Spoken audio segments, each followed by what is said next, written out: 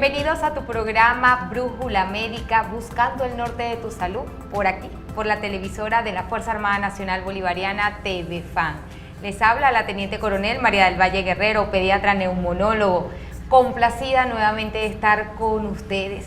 Y le voy a pedir a producción que pasemos este video para entrar en contexto de este maravilloso tema de hoy, que es la fisioterapia cardiorrespiratoria. Adelante, producción.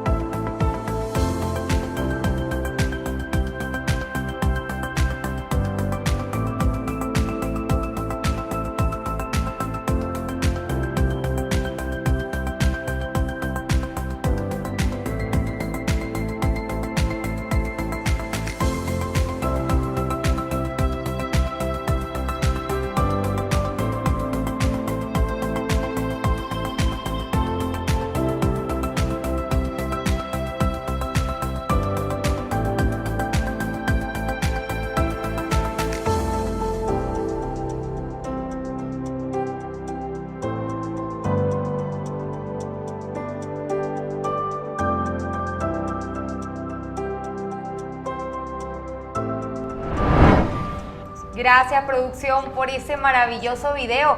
Y por supuesto, a mí me encanta como neumonólogo y complacida de estar aquí con un amigo de siempre, de los primeros indicios y estudios en la área de la neumonología, el licenciado cardiorrespiratorio Villalba. Gracias por estar aquí con nosotros, Cristian. Es un placer tenerte. Agradecido por la invitación, estimada doctora.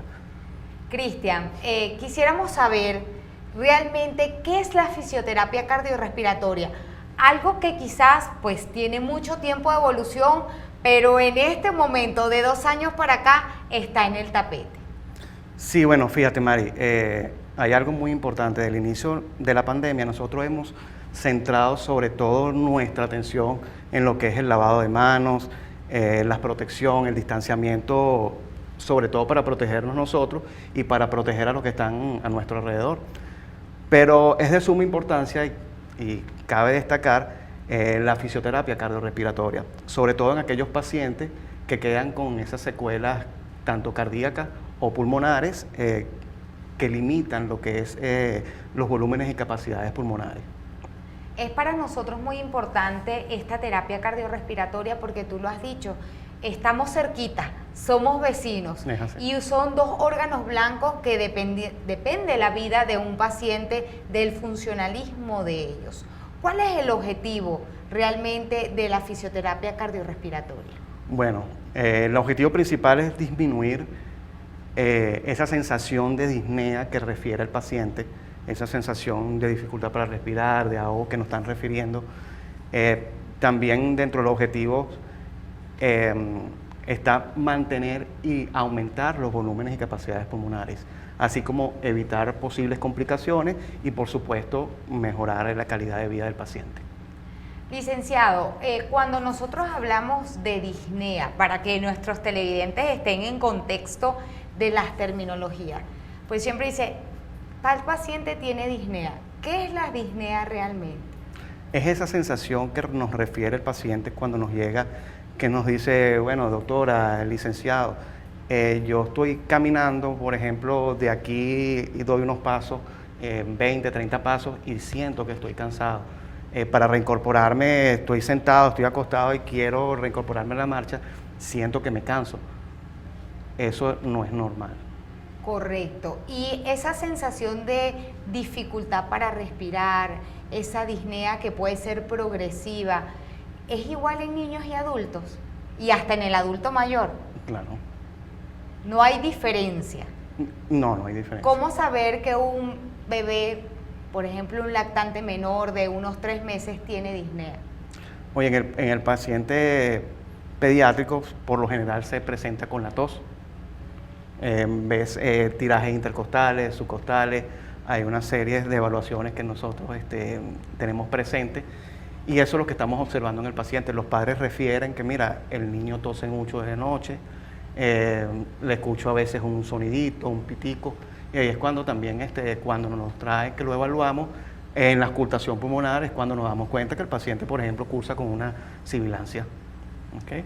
Correcto, es muy importante que nuestros televidentes estén en el contexto de que nosotros no solamente vemos al paciente a través de nuestro instrumento básico, que es el estetoscopio.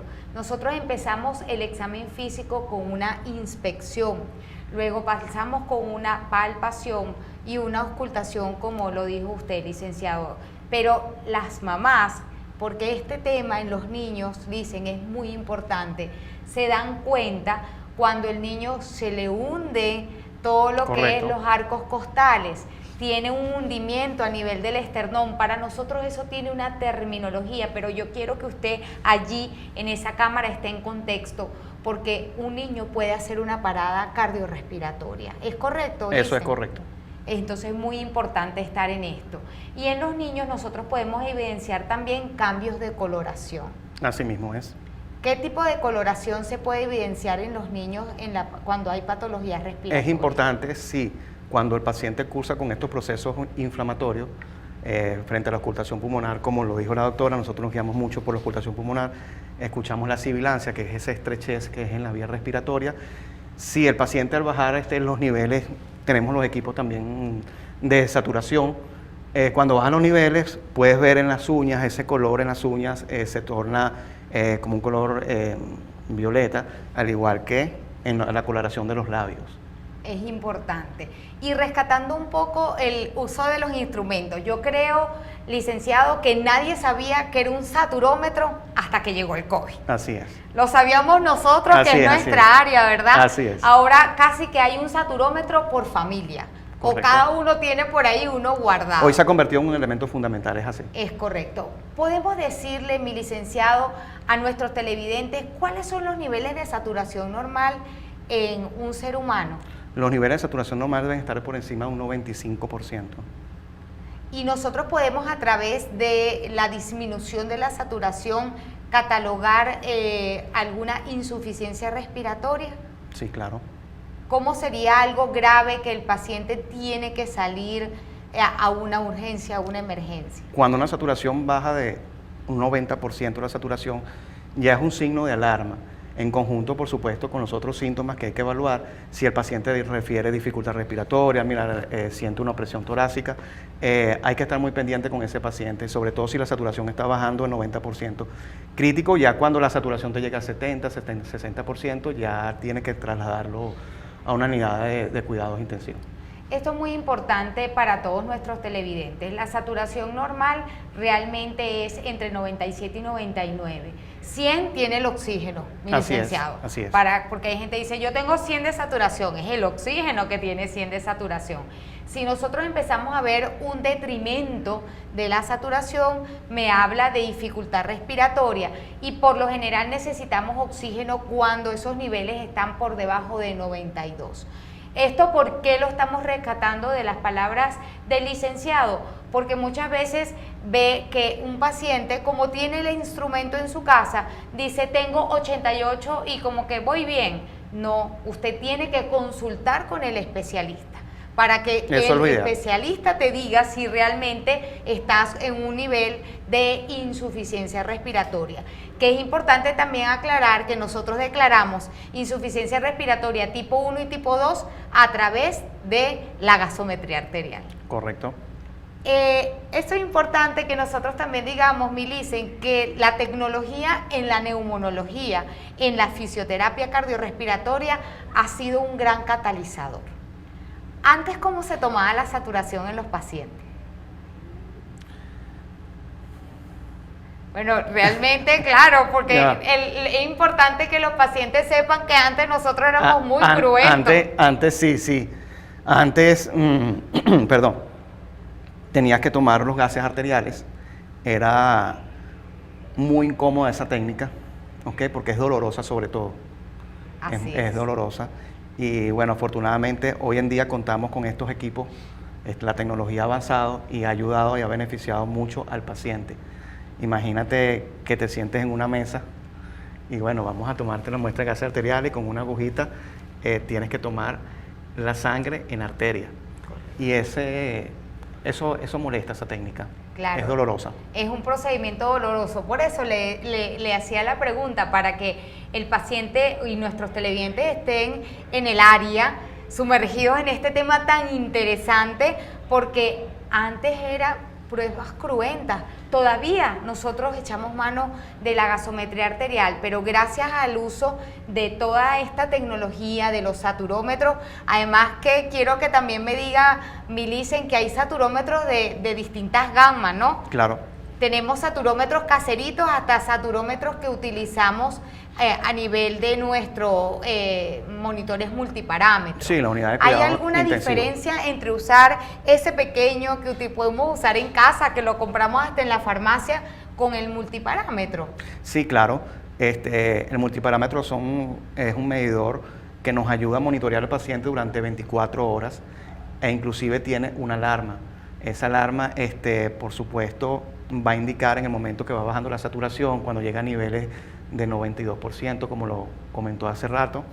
90% ya es un medidor de alarma y el intensivista tiene que estar siempre presente a la hora de que esa saturación llegue a esos niveles. A mí me encanta este tema porque es muy importante que nuestros televidentes estén activos en todo lo que es en la parte pulmonar, sobre todo en esta pandemia que estamos viviendo. Yo los invito a que se queden con nosotros por tu canal, la televisora de la Fuerza Armada Nacional Bolivariana, y Licen, ¿cuáles son sus redes sociales, su teléfono, para que todos estén activos y bueno, pendientes? Porque hoy en día el fisioterapeuta respiratorio, el licenciado en esta rama tan especial, cardiorrespiratoria, es preponderante en todas las decisiones que nosotros manejemos los pacientes como equipo multidisciplinario. Así es. Debemos manejar siempre el paciente, como lo has comentado, en un equipo multidisciplinario. Sobre todo siempre tenemos ese equipo, ese contacto directo con el médico especialista. Estas maniobras que realizamos al paciente no deben aumentar nunca el trabajo respiratorio que conlleve al paciente una dificultad para respirar. Se debe tomar en cuenta que el paciente post-COVID se está recuperando, su organismo se está recuperando. Debemos hacer las maniobras con pausas, con tomar el tiempo necesario, con paciencia. Y bueno, se debe tomar en cuenta, como comentó también, los signos vitales, tomar y monitorear la frecuencia cardíaca, frecuencia respiratoria, la tensión arterial y por supuesto la saturación de oxígeno. Gracias, quédense con nosotros por aquí, por la televisora de la Fuerza Armada Nacional Bolivariana, @tvfan, @doctora.guerrero, _neumobaby. Doctor, ¿cuál es su red social o su teléfono para que los televidentes sepan? Me pueden ubicar por el 0416-539-3776. Gracias, quédense allí que volvemos en pocos minutos.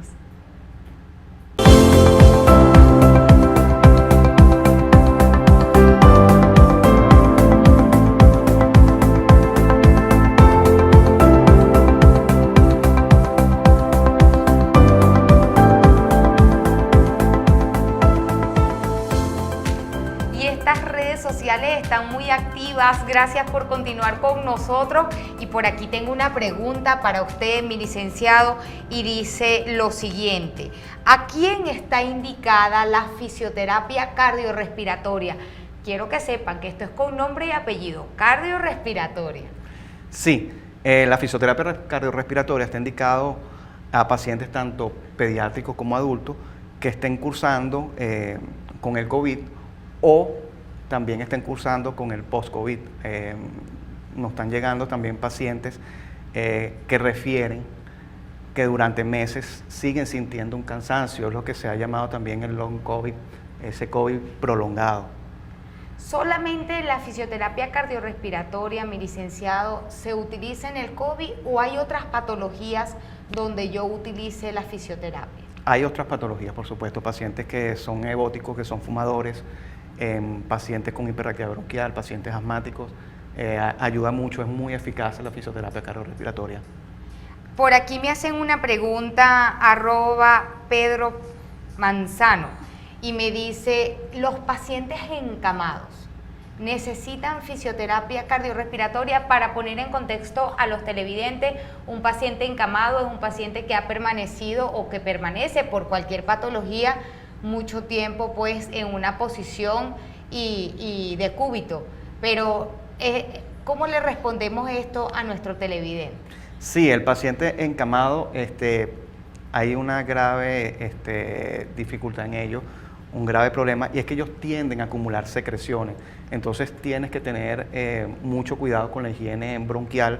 Hay que estar movilizando esas secreciones, porque crear secreciones en las vías respiratorias vienen una serie de complicaciones pulmonares por infecciones respiratorias, ¿ok? Estos pacientes, cuando pasan mucho tiempo en cama, ellos van perdiendo esa musculatura respiratoria y hay que enfocarse en el trabajo de recuperar esos músculos de la respiración. Hay algo importante que acaba de decir Milicen, que es la musculatura. Y es que yo creo que a nosotros no nos enseñan nunca a respirar. Porque Así usted es. nació, le dieron su nalgada y Así lloró. ¿Cómo se respira de una manera adecuada? Sí, nosotros comenzamos respirando por la nariz. Las respiraciones deben ser pausadas, tranquilas. Haces una inspiración, tomas aire por la nariz, lo botas por la boca. Esa es una respiración normal. Y el paciente que tiene una rinopatía obstructiva, es decir, hipertrofia de cornetes, una rinitis alérgica muy importante, que respira poco o nada por la nariz y respira por la boca, ¿qué pasa con ese paciente? Bueno, eso es un paciente que también debe tener tratamiento médico para el manejo de las vías aéreas superiores, principalmente. Y sí hay que educar al paciente a ayudarlo a ventilar mejor, a respirar mejor. Perfecto. Por aquí, @Marisol Quintero pregunta, ¿las terapias son individualizadas o las terapias son grupales? Sí, la terapia se debe individualizar. Eso dependiendo de la característica que tenga cada paciente, uno adopta un plan de trabajo para cada uno. Eso también es importante rescatarlo, porque aquí hay una unión perfecta. El neumonólogo, el cardiólogo y el fisioterapeuta cardiorrespiratorio, porque por lo general yo te voy a referir el paciente con las características de cada uno. Entonces esto no debe ser, atentos por allí en nuestras pantallas, que si el ejercicio que le indicaron a mi comadre es igual que para mí y al del compadre igual que para mí. Además, Milicen, también me imagino que son diferentes entre los grupos etarios, en niños y en adultos. Sí, son diferentes. El manejo del paciente pediátrico es diferente al manejo del paciente adulto, correcto. Por aquí hay otra pregunta de un televidente que dice, si el manejo con Triflow, bueno, ya vamos a empezar con los procedimientos, ya vamos por allí, es igual para niños y adultos, y si hay ese aparato para pediátricos y para adultos. Claro, el manejo del Triflow sí se puede ayudar en pacientes también pediátricos. Tiene una limitante que depende de la colaboración del paciente, porque en el momento que tú le digas que tiene que hacer una inspiración profunda para subir esas 3 peloticas, al paciente le cuesta el paciente pediátrico. Entonces hay otra serie de maniobras que se le realiza también a ese tipo de pacientes. Inclusive también manejamos el paciente con vibración, sobre todo en estas patologías inflamatorias como es el COVID, no podemos percutir al paciente. Eso es importante, eso es lo que te quería decir. Vamos a hablar de los tipos de procedimientos, mi licenciado. ¿Cuál es el tiempo? Porque hemos visto hoy en día el uso incluso de terapias alternativas. Alternativas, por ejemplo, como el ozono, alternativas como acupuntura. Pero definitivamente la que lleva la batuta es la terapia fisiorrespiratoria, cardiorrespiratoria. ¿Y por qué nosotros decimos fisio? Porque tiene que ser o tratar de tributar a lo normal, a lo que debe ocurrir normalmente. ¿Cuántos procedimientos conocemos nosotros en la parte de la fisioterapia cardiorrespiratoria? Sí, fíjate, los procedimientos de la terapia respiratoria ha sido eficaz desde la fase aguda de la enfermedad, pacientes que tenemos en la unidad de cuidados intensivos, hasta la intervención domiciliaria. Este tipo de terapia respiratoria, estas maniobras que nosotros aplicamos, no deben aumentar el trabajo respiratorio del paciente, por lo tanto no puede llegar a una dificultad respiratoria. Hay que siempre estar atento a eso. las maniobras deben ser diarias. Lo ideal debe ser diaria, sobre todo por el paciente que acumula secreción. No puedes permitirte que esas secreciones permanezcan en la vía respiratoria. Es un paciente que tienes que manejar diariamente. Eso es muy Hay diferentes importante. tipos de maniobras y estos procedimientos, lo importante siempre es eso, que no aumenten la carga extra de trabajo respiratorio. Perfecto. Hemos hablado de algo que nos llama la atención, que es el drenaje torácico. ¿Qué es el drenaje torácico y para qué se utiliza? El drenaje torácico se utiliza para movilizar esas secreciones que quedan en la vía respiratoria.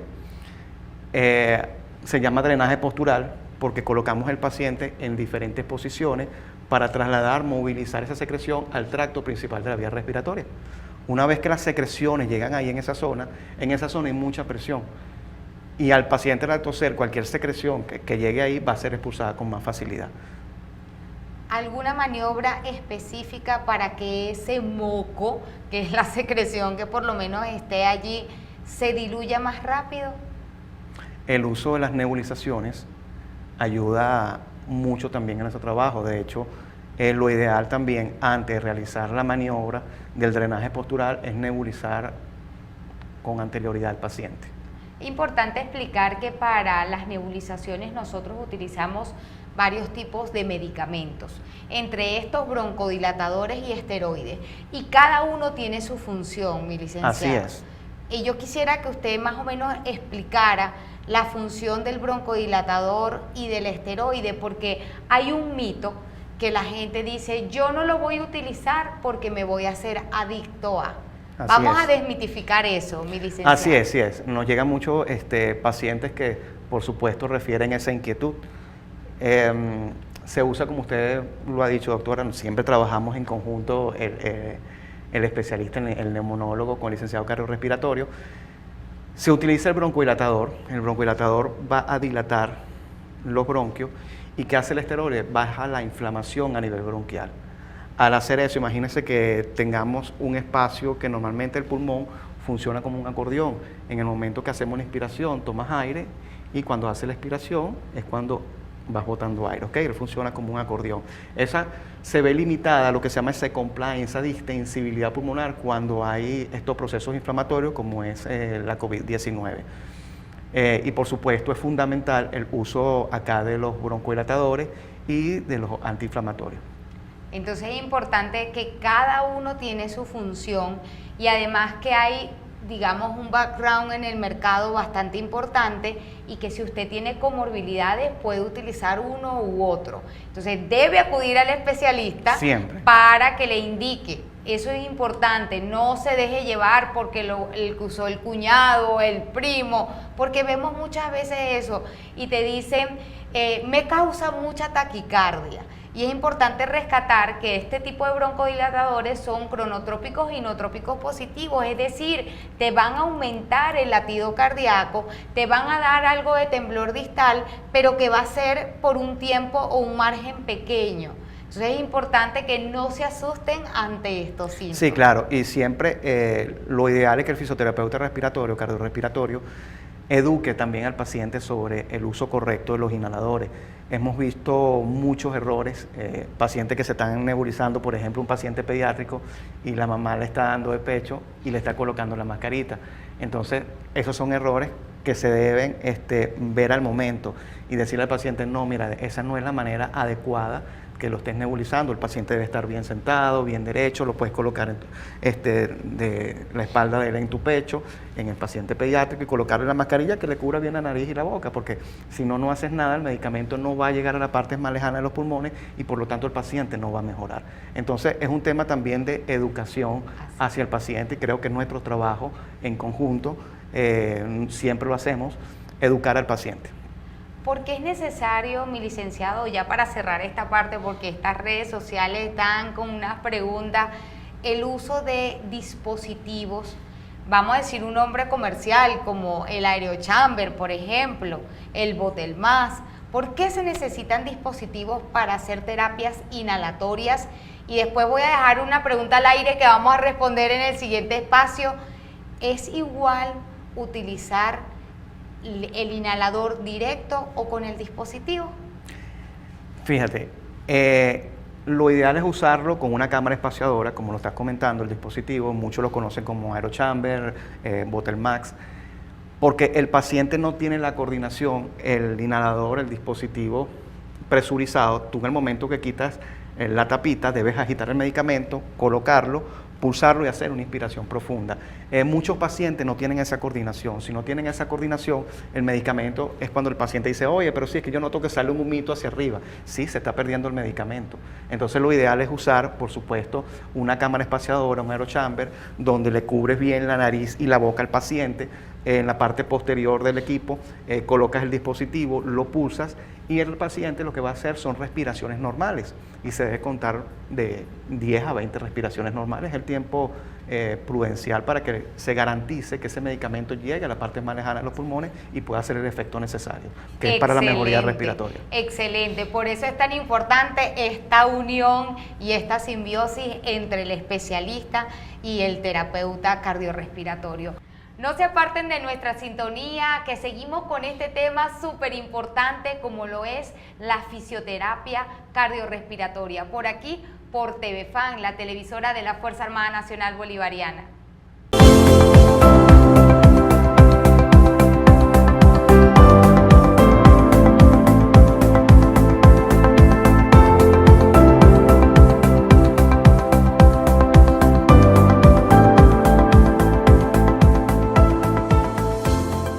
Gracias por continuar con nosotros por aquí, por la televisora de la Fuerza Armada Nacional Bolivariana, TVFAN, y en este programa Brújula Médica, buscando el norte de tu salud. ¿Y qué mayor norte que la parte cardiovascular y la parte pulmonar? Yo quisiera que producción me ponga este video. Este video es especial donde vamos a ver ciertos procedimientos que el licenciado posteriormente nos va a indicar qué significan. Adelante, producción.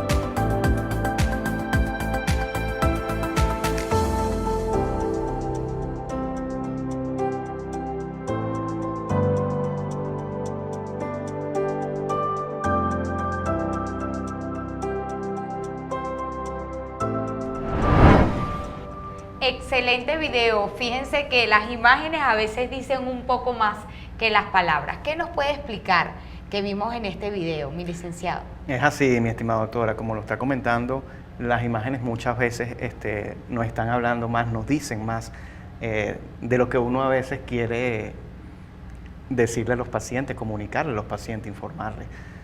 Y sí, como vimos en este video, hay que mantener una higiene bronquial. Eso es un tema muy importante porque no debemos dar tiempo que se queden acumuladas secreciones en las vías respiratorias porque vienen estos procesos de infecciones pulmonares y vienen muchas complicaciones.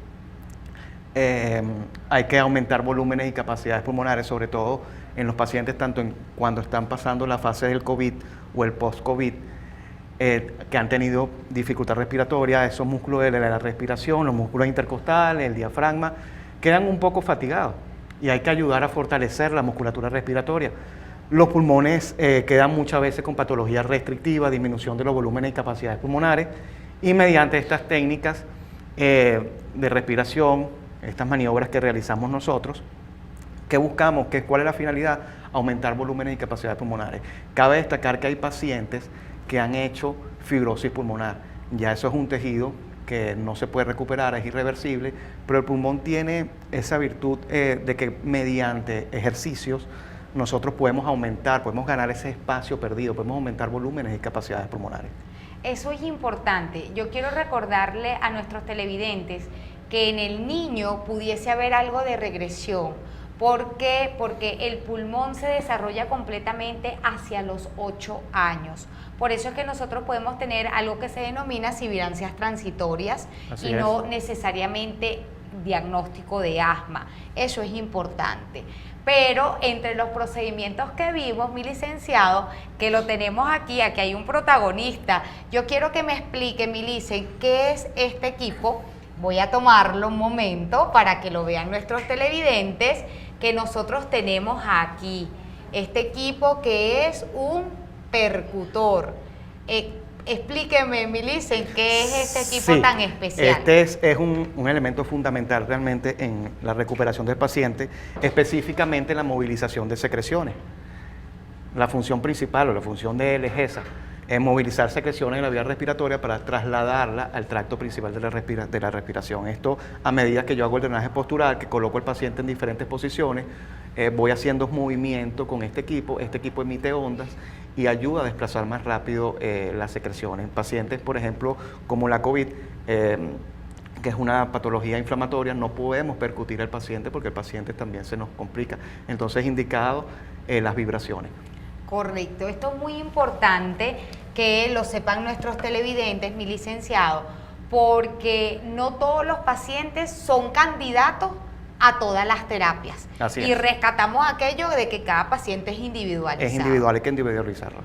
Tenemos patologías, por ejemplo, como un neumotórax, que es aire anormal entre las pleuras.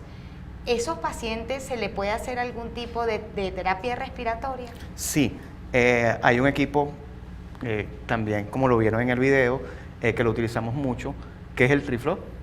El Triflow, por supuesto, ayuda a aumentar esos volúmenes y capacidades pulmonares. El Triflow cumple 4 principios fundamentales. Uno es aumentar volúmenes y capacidades pulmonares, otro es movilizar secreción, ayuda a fortalecer los músculos principales de la respiración y fortalece, por supuesto, la musculatura respiratoria. Entonces, es un equipo muy completo. Uno lo ve tan sencillo porque realmente el equipo se ve muy sencillo y es fundamental también en la recuperación del paciente. Entre muchas maniobras que, por supuesto, manejamos, por eso es que se debe individualizar, como lo hemos resaltado mucho el día de hoy, porque no todos los pacientes cursan con la misma patología y no todos lo requieren. Entonces tenemos que, dependiendo de las características del paciente, de la evaluación, es cuando nosotros adaptamos un plan de trabajo de terapia respiratoria.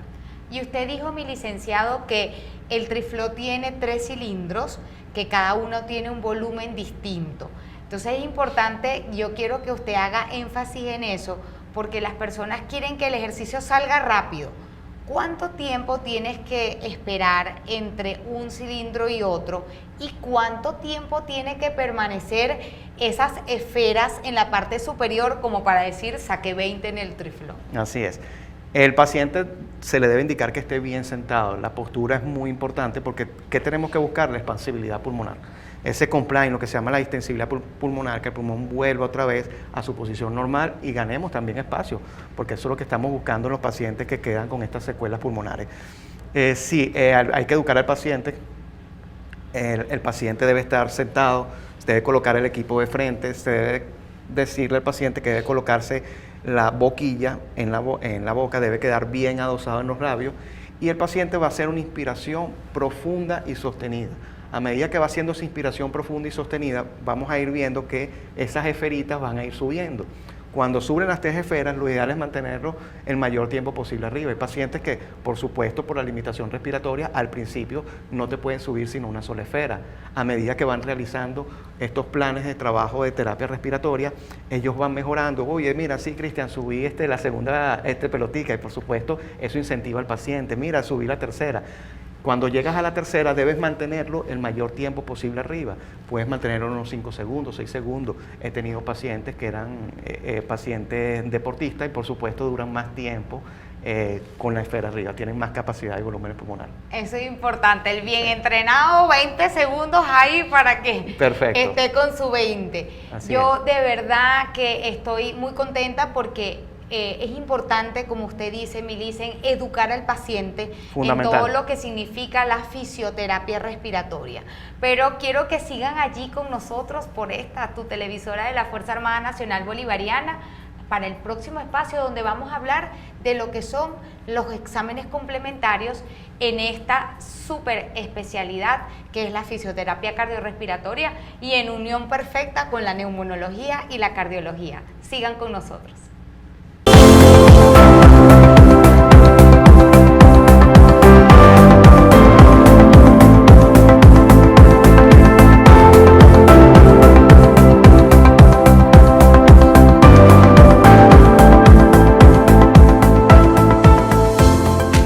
Gracias por continuar con nosotros por aquí, por tu programa Brújula Médica, buscando el norte de tu salud, el corazón y el pulmón. Fisioterapia cardiorrespiratoria con el licenciado Cristian Villalba. Excelente lo que hemos hablado hasta ahora, porque es importante desmitificar algunos elementos que nosotros oímos con la cotidianidad. Y por eso vamos a hablar un poco de qué son los exámenes complementarios en esta rama de la medicina tan importante. Sí, dentro de los estudios de función pulmonar, como se observó en el video, la espirometría constituye un elemento fundamental, sobre todo en la ayuda como herramienta del neumonólogo para el diagnóstico también del paciente, porque ¿qué va a evaluar con la espirometría? Medir volúmenes y capacidades pulmonares en tiempos reales. Se va a evaluar si el paciente tiene una condición normal o está cursando con una patología restrictiva o una patología obstructiva. Yo creo que es muy importante también aquí decirle, mi licenciado, esto ya es una experiencia particular y lo que me enseñaron mis grandes profesores en el Hospital José Ignacio Baldó del Algodonal. Toda espirometría debe ser pre y post broncodilatador. Sí, toda espirometría se debe realizar con broncodilatador del paciente. Te explico por qué, Mari. Como tú lo dijiste, nosotros venimos formados del Hospital del Algodonal, José Ignacio Baldó, mejor conocido como el Hospital del Algodonal. Y si tú haces la espirometría mides volúmenes y capacidad pulmonar y esos van a tener unos valores predictivos de acuerdo a tu talla, a tu edad y tu sexo, ¿ok? ¿Qué pasa? Si yo te realizo el estudio y me salió normal, por encima de tu valor de predicción, que debe ser mayor de un 80%, 85%, si salió normal, yo si no te aplico el broncodilatador jamás voy a saber si estabas cursando con una hiperreactividad bronquial. Nos ha sucedido mucho y eso lo aprendimos también muchísimo en nuestra formación en el hospital, que sale normal el estudio, se le administra el uso del broncodilatador, se espera el tiempo de 15 minutos y cuando le realiza el estudio, wow, el paciente tiene mejoría. Entonces resulta que ese paciente sí está cursando con una patología de una hiperreactividad bronquial y el médico tiene que ajustar tratamiento. Eso es importante, pero también, mi licenciado, las edades. Nosotros hacemos espirometría por lo general a partir de los 5 años. ¿Qué pasa con estos pequeños que desde que nacen pueden tener alguna patología respiratoria, sobre todo el hijo de padre o madre asmática, que por los criterios que nosotros sabemos de Castro Rodríguez tienen un 80% de padecer de la patología? Así es. Es fundamental también observar eso porque estas patologías vienen siendo también hereditarias. Hay que preguntarle a los padres, a las madres, si tienen antecedentes familiares, abuelos, tíos, que sean asmáticos. Sí, hoy en día los pacientes, afortunadamente contamos con estos equipos, la tecnología nos ha ayudado mucho, nos ha favorecido. Estos equipos tienen espirometrías incentivas en niños. Por ejemplo, cuando el niño, en el momento de botar el aire, hay un gallito que va corriendo y cuando llega a la meta es cuando llega al 100% de su capacidad pulmonar. Hay un niño inflando una goma de chicle, en el momento que llega a su capacidad óptima, el globo explota en la cara. Y así hay muchos espirómetros incentivos. Hoy en día inclusive yo he podido realizar el estudio a pacientes mayores de 4 años, pacientes pediátricos mayores de 4 años. El paciente siempre y cuando sea colaborador, porque la espirometría tiene eso, es una desventaja que requiere netamente la colaboración del paciente. En el momento que uno le diga al paciente que va a hacer una inspiración profunda, debe hacerla. En el momento que uno le indique que debe hacer una inspiración forzada y prolongada, tiene que hacerla. Y eso cuesta por lo general en los pacientes pediátricos. Sin embargo, en pacientes mayores de 4 años se ha podido realizar. Y en los pequeños, el estudio de la resistencia de vías aéreas periféricas. El estudio de la resistencia de vías periféricas es también fundamental. Es un estudio de gran ayuda para el neumonólogo, porque ¿qué buscas por acá? Ver si el paciente cursa con una hiperreactividad bronquial. Si hay mejoría, el uso del broncodilatador es un método sencillo. El paciente va a respirar mediante una mascarilla. Eso se puede usar en pacientes desde un día de nacido e inclusive hasta pacientes abuelitos que no pueden realizar la función pulmonar, la espirometría. Ellos también se les puede hacer resistencia. ¿Y qué se va a buscar ahí? Si tiene respuesta al uso del broncodilatador. Eso es importante porque es parte del diagnóstico. La espirometría, la resistencia de vías aéreas periféricas es básica para diagnosticar y además para hacer un preoperatorio.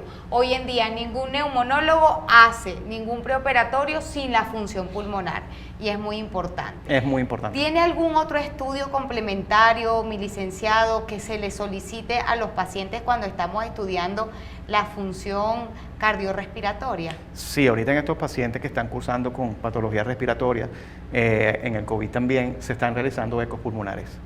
Perfecto, hablamos en programas anteriores de lo que era la ecografía cardíaca y pulmonar.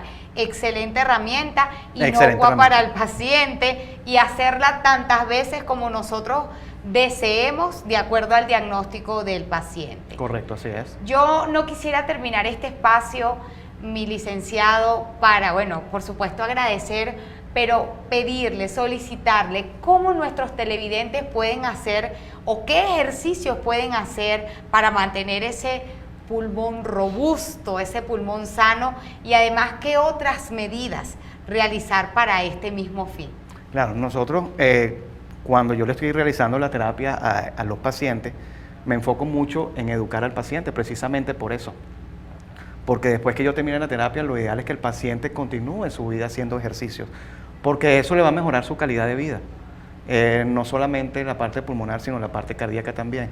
Estas terapias que yo indico es una terapia cardiorrespiratoria, te sirve tanto como para la parte cardíaca como para la parte pulmonar también. Entonces hay muchos métodos, hay muchas técnicas que se pueden indicar, pero sí, lo ideal es eso, educar al paciente para que incentivarlo, para que siga realizando, por supuesto, actividad física. Eso es importante. Ejercicios aeróbicos, ejercicios de estiramiento, buena alimentación, dormir, el sol que es tan importante. Muy importante. Y bueno, vamos a hacer que nuestros pacientes cada día estén más fortalecidos desde la parte cardiopulmonar, que si no lo tenemos bien, no estamos vivos. Recuerden siempre que respirar es vivir y nuestros pacientes es nuestra razón de ser. Gracias, mi licenciado, por acompañarnos en este programa tan especial que la educación es básica para nosotros, para todos nuestros televidentes y bueno, complacida de tenerlo aquí. Bueno, agradecidos a ustedes también por esta invitación. Muchas gracias y gracias a ustedes por acompañarnos por aquí, por la televisora de la Fuerza Armada Nacional Bolivariana, TV Fan, en tu programa Brújula Médica, buscando el norte de tu salud.